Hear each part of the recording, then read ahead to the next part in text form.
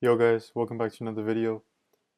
UFC Fight Night Winnipeg, Burns versus Malott just wrapped up, and I'm gonna give my full recap and thoughts on the entire card. We're gonna start with the main event. Well, first I'm gonna say this card actually ended up being very good in the end. Very, very entertaining card from the prelims all the way to the end. As we said before, like it wasn't the most appealing fight card of all time on paper. It wasn't good at all. It really wasn't, but I said it jokingly that watch it be one of the best cards. And I wouldn't say it's one of the best cards, but it was a very good card in the end. So fair play to them. But I'm gonna start with the main event. Yeah, Mike Malott gets it done over Gilbert Burns, man. As I predicted a decision. Um, which looking back is kind of I do think it was kind of it was a bit of a bad prediction. I should have realistically said if I was gonna go Mike Malott to win, I should have said a KO TKO. But I thought a decision was fair just because. And early on in this fight, it looked like it was one of those fights that would go into those later rounds. Um, Gilbert Burns was doing well pretty early. He was doing well in that first round. He was looking to the line that left hook right hand over the top, try to catch Mike Malott off guard. But Mike Malott just stayed composed. He stayed patient. Um, he's a very smart fighter, as we know. Um, yeah, Gilbert just he didn't look that bad in that first round, but Mike Malott immediately was trying to land that right hand. As I said, it was a counter that he looks for when his opponent's jab, he tries to meet him over the top with that counter right hand.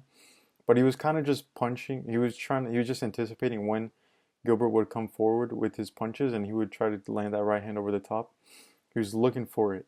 Um, and honestly, Mike Malott wasn't as kick heavy as I thought he would be. I thought he would chop at that leg of Gilbert Burns like a lot more. And he didn't. But yeah, as it went on in the second round, you could tell that Mike Malott he was a lot quicker than Gilbert Burns. Not only that, but Gilbert started to he started to get slower. Like in that first round, he looked pretty like still like decently fast and kind of explosive. But after that first round, he didn't really look like that anymore. And you could tell that speed advantage was significant for Mike Malott. And yeah, man, he was looking for he did well to stuff all of the takedowns of Gilbert Burns in this fight. He stuffed every takedown. Sprawled really well, got up in the clinch, broke from that clinch, just got right back to his rhythm and staying patient, choosing his moments. Like I said, Gilbert Burns was aggressive early, but Mike Malott was just he did well to stay very composed. Um, and Burns just looked like he was starting to gas like pretty quickly. Um, Mike Malott landed a nice uppercut. He landed a nice first. He landed two nice uppercuts in this fight that went right through the guard of Gilbert Burns. Like I said in my prediction, it was those kind of shots were always going to be there because of that guard of Gilbert Burns. He just goes back like this, high guard with his backhand, and then he just kind of frames. But that shot up the middle and that shot over this side here, what Mike Malott was looking for with his right hand, it was always going to be there. Michael Morales landed a nice uppercut on him in their fight, and Mike Malott being a taller guy, I don't know if I said that in my prediction video. I probably didn't. I don't know why, but that right hand was always going to be there. It was always going to be there. I think I might have said it. Even if I didn't say it, I definitely saw it. I definitely thought it, and I just didn't say it for some reason. I forgot, but it was always gonna be there. And he landed a good one in that second round, but he landed another one in the third round, which led to the finishing sequence. Landed a nice uppercut left hook, which his left hook is another really good punch that he has, and he sat him down with that combination, and then he went to land. I can't remember what the finishing sequence was. he just like overloaded him with a nice combination. I don't remember what it was specifically, but either way, he was able to get a finish, and it was a really good win for Mike Malott. Really good win. I expected him to win, and I thought a KO was on the cards, like it could have happened. I thought a decision would make more sense. I thought Gilbert Burns would be able to take a bit more punishment, but you could tell going into that third round, it was like you could feel a finish was coming. His face was there's one punch. It was after that combination of the uppercut and the left hook. His eye was just starting to swell, and you could tell the finish was coming. Even in that in going before in the corner before going into that third round, you could tell his coaches were trying to tell him stuff. Like Henry Hoof was trying to tell him stuff, and but it just didn't seem like he was really on it. Um, it did look like a Gilbert Burns that was on his way out, and yeah, Mike Malott got the win by KO. Yeah, man, it's a very good win for Mike Malott. You know, breaks into the top 15 for the first time in his career now, and he's got a lot of good fights ahead of him, dude. Like, I really fuck with Mike Malott. Like I said that in my prediction that I think he's very underrated. I still think that. I think he's a very smart fighter. Honestly, has a good IQ. And like I said, he defended the takedowns well of Gilbert Burns. Stayed patient, stayed composed. He looked really good in there. And people think Mike Malott is like a, because like technically he is a prospect because he's never been in the UFC and like he's never obviously this is now his first time in the top 15 as I said. But he's very experienced. Like I said, he was a coach before at Team Alpha Male, and he has that kind of knowledge and that outlook of fighting as well.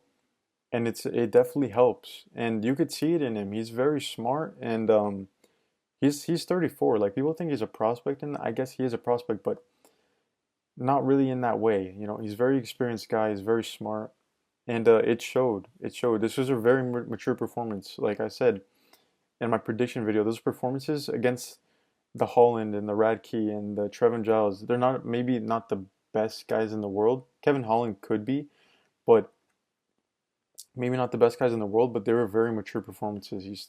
And I saw that. But yeah, very good win for Mike Malott. I'm very high on him. I really like Mike Malott. I really fuck with him, and excited to see what he does next. But Gilbert Burns lays down his gloves is the bigger thing. Lays down his gloves and officially retires. It's it's always like a very wholesome but sad thing at the same time when you see fighters, especially like him, retire. It's crazy that this was the last time that we're gonna see Gilbert Burns fight, and yeah, man, it's like I said, it's a sad but wholesome moment at the same time. Shout out to to the Winnipeg fans, bro. Like good on them for staying there in the arena and like chanting his name and clapping him off. Like that was a very cool thing to see. Like I'm glad they did that. Gilbert Burns deserved that, man. Like I said, he's given some of the best guys in the world so many problems and just been a hard guy to beat all the time, you know.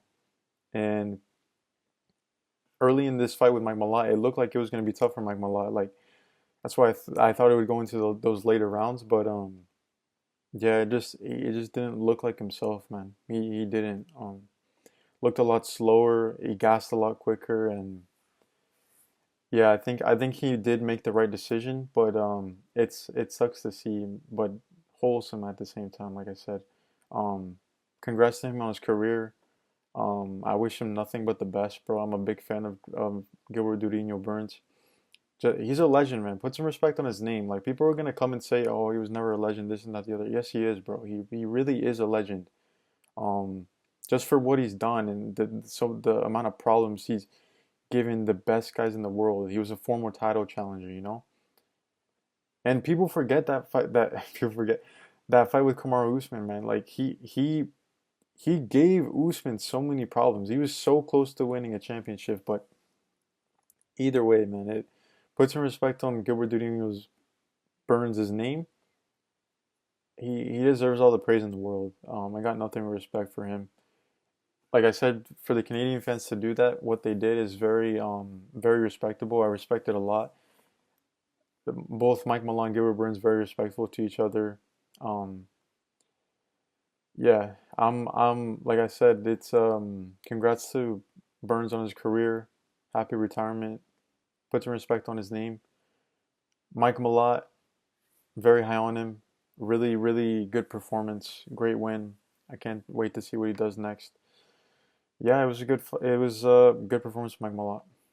And yeah, I'm now gonna go to the co-main event. Kyler Phillips versus Charles Jourdain.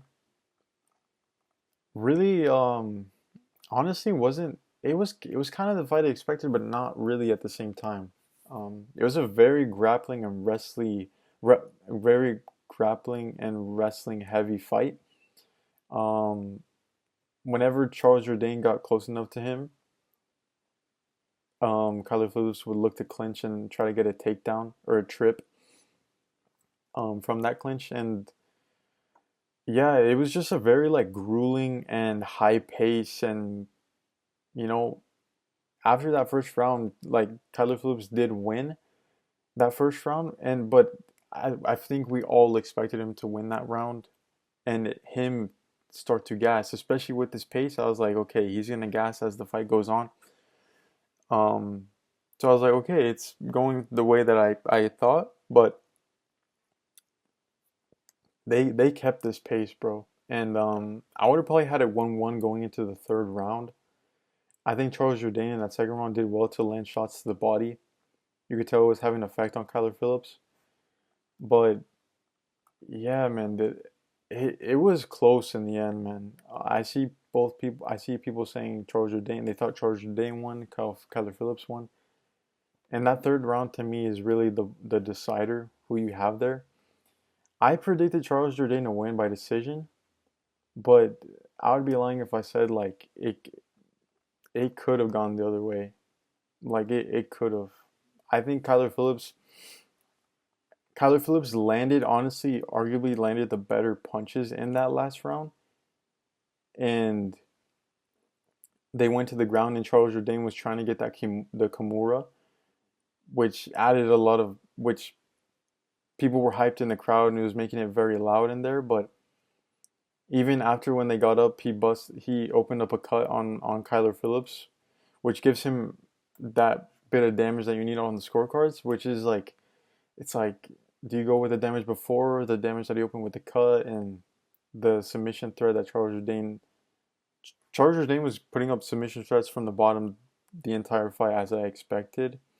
And uh yeah, and Charles Jourdain was on the front foot the entire time. That's probably another reason why. But it could have gone either way. It really could have. It was a great fight, by the way. Very high pace, very entertaining. Charles Jourdain is never in a boring fight. Really good fight. It just depends who you give that third round to. To me, I thought it was 1-1 going into the third, and yeah, unanimous decision is kind of crazy.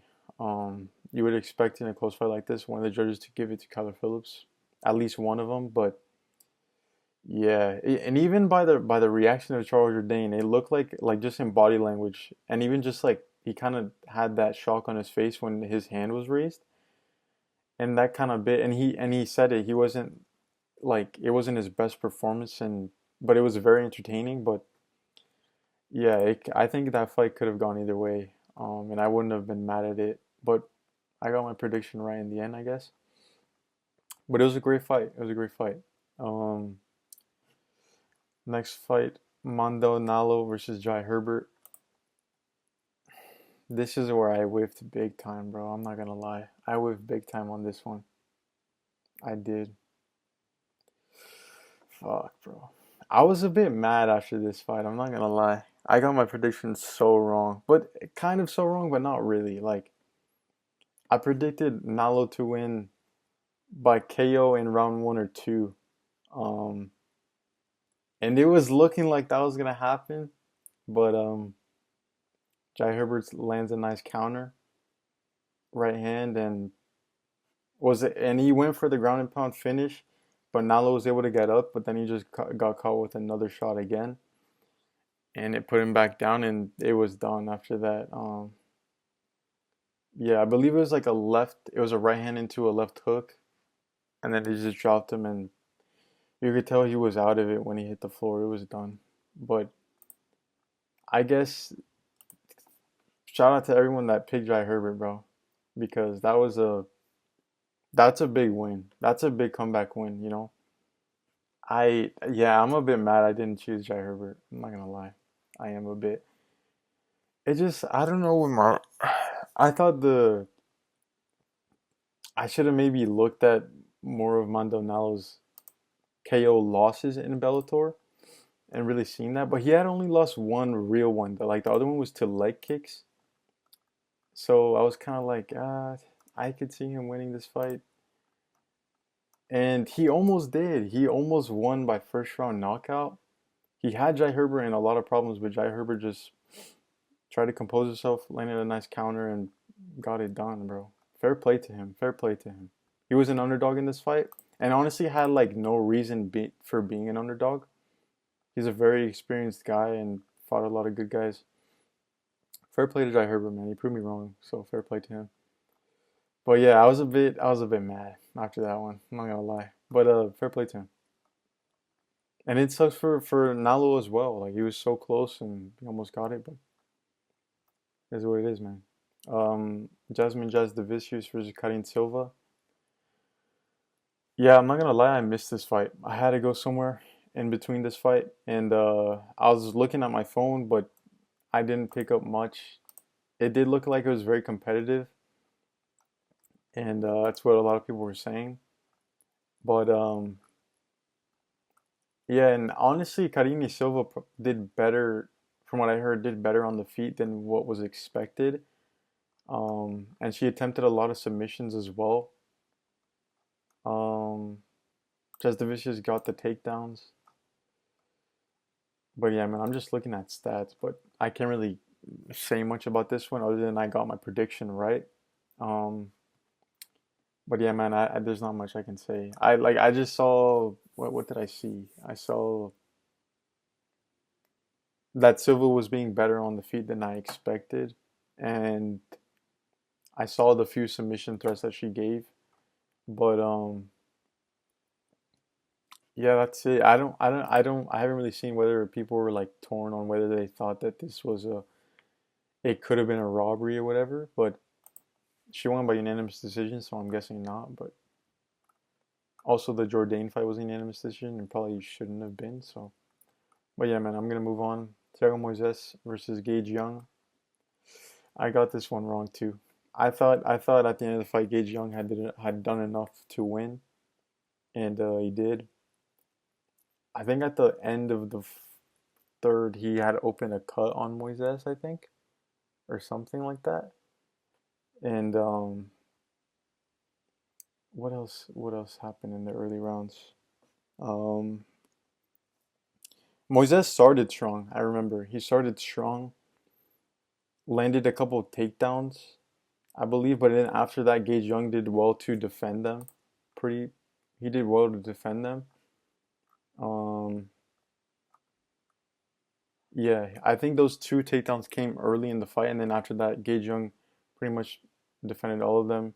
You could tell he was getting into a flow on his feet and starting to get more confidence up there on the feet. And he did outstrike Thiago Moises, but I didn't like that. I didn't like the emote that he did. I thought it was really dumb. Like he had a finish there and he just chose not to. Like he dropped Thiago Moises. I can't remember what it was, what he dropped him with, but he dropped him nice, and he just, rather than jumping on him, he decided. I mean, maybe it was probably just because he didn't want to go into Moises's guard and go into the ground with him, but which I guess is smart. But yeah, now that I think about it, it is pretty smart. But the emote kind of threw me off a little bit. But it was a split decision. But I'm not gonna lie, I thought Young won at the end. I thought he did enough to win. Um, yeah, fair play to him. I got my prediction wrong. I went, I went 3-2, 3-2 on the main card. But I did pretty well in the prelims though. Dennis Buzukja versus Marcio Barbosa. Bro, this guy is absolutely nasty, bro. This guy, he delivered a knockout that I'm gonna like. It's gonna stay in my brain for forever, probably. It was so nasty, dude. Like, and it was even nasty because it came out of nowhere. It came from the first exchange that they really had, and just landed that nice left hook, bro. Nasty. And it wasn't the smartest thing from Buzukja. Decided to exchange with him the one time and he paid for it. It was really nasty, bro. Just flatline knockout. Really, really nasty. Yeah, and Buzukja was moving around early on, but and I was like, oh, maybe I remember at first early on, I was like, okay, maybe Barbosa's gonna like he's gonna try to stay more patient, like and take a different approach and try to maybe like drag it out a little bit. He was just staying patient, and the more I'm thinking, I'm like, the closer it gets to that second round, I'm like, because I was saying before, it could get interesting if it gets past the second round. If you know, you know. But I mean, I just said before that when it's gone past the first round, he hasn't won yet. So all of his wins have still come by first round knockout or first round finish, but most of them were knockouts. And with that left hook, nasty dude. This guy delivered 100% has to get the finish bonus. 100%, or not the finish bonus, the KO of the night, performance of the night, whatever. Has to get it. Really nasty knockout, dude. Really nasty. Yeah, he might be a problem, bro. He might be a problem. Um, Still a lot to prove though. Julien Leblanc versus Robert Valentin. I said it, bro. I said Robert Valentin was better than LeBlanc. I didn't see it with LeBlanc. I'm not gonna lie. I really didn't see it. Um yeah, really good win for Valentin. I predicted a TKO win for Valentin. He got a finish in the end, got a submission. It was really, really, really, really solid performance, man. And he did well to just get to the mount, get to that mount very quickly, and he found the submission. But yeah, man, I think the biggest thing that came from this is because I've been a fan, like I really like Robert Valentin. Like I've seen him since the Ultimate Fighter season that he was on, and he looked like he had a lot of potential, but then it just kind of got like obviously he lost the finale, and then he lost to Torres Finney, and then Ateba Gautier, and a lot of people were just like kind of making fun of him, whatever. But it's good to see him win. I like Robert Valentin, man. I do. And it was even better to see because you could see what it means to him. Like you could see what it means to him. Obviously, he said in his post fight interview that he lost his mom, um, like before he fought Ateba Gautier, and you could just see the emotion pouring out of him. It was really, really cool to see. It was very real, and yeah, man, I'm very happy for him. Congrats to him. Um, yeah, it was very beautiful, very, very beautiful moment to see. So congrats to him on his win. Big win for him. Um, Tanner Boser versus Gohan Saricam. Gokhan Saricam. Yeah, dude, Tanner Boser was game. He took a lot of shots that I didn't think he was going to be able to take. He is known for being a tough guy, but there were some shots that he took that I did not think he was going to be able to take anymore. But still did. These guys were throwing from the get-go. Like I was like, bro, there's no way this is gonna get to a second round. These guys are gonna finish each other, knock each other. One of them is gonna get knocked out in this first round, but both made it to that second round. but Saricam ends up getting a knockout. Lands a really nice right hand, I believe. It was like a 1-2, and yeah, once that landed, it was done. But Saricam had hurt him before that with a couple other shots as well, a couple other punches. Really, really good performance from him. Yeah, it was a good performance. Not much else to say. Melissa Croden versus Daria Zheleznyakova. Melissa Croden gets a comeback win, dude. She was losing that first round, and you could tell when she got back to that corner. She was saying that how she was really struggling to like close the range on Zheleznyakova because she was just complete. She was moving all the time, and she couldn't settle her feet to really land anything or even close the distance on her. You could tell there was that like little bit of panic. Um, but she figured she did better in those last two rounds, and she got a comeback win, dude. Like really dogged it out. It was really, really, really, really good performance. Um, she was tagging her with Zheleznyakova with some shots and took her down. Zheleznyakova grabbed the fence quite a few times though as well. Ref didn't see any of that, and yeah, she was really pouring it on at the end of that third round. Like I thought she was gonna get a finish late. Ultimately didn't, but um, it was a really good comeback win. Really dog performance. Fair play to her. Got my prediction right on that one. I got my prediction right on Saricam as well, but I picked a decision. Um, Next fight, JJ Aldrich and Jamie Lynn Horth. Uh, yeah, I was kind of. I don't remember what I was doing in this one when this fight was happening, but I was doing something and I was kind of like glancing over and looking back at it. But yeah, a lot of people. It looked like Jamie Lynn Horth outstruck her though, just not only based on the stats, but what I was seeing as well. And the fight took place on the feet pretty much the entire time. So I don't really know what happened there. A lot of people were saying that Horth won the fight, even the commentators as well. But I guess JJ Aldridge gets the win. I predicted Jamie Lynn Horth by decision, which I guess could have happened, but it was a unanimous decision by Aldrich. But it is what it is, man. John Castaneda versus Mike Vologdin. Banger of a fight, bro. Really, really good fight. Um, Vologdin was good early on, landing good punches, good kicks, and Castaneda's experience came through really in those last two rounds. Got the point deduction in that second round, which costed him massively because if he didn't get that point taken away, he probably would have won the fight.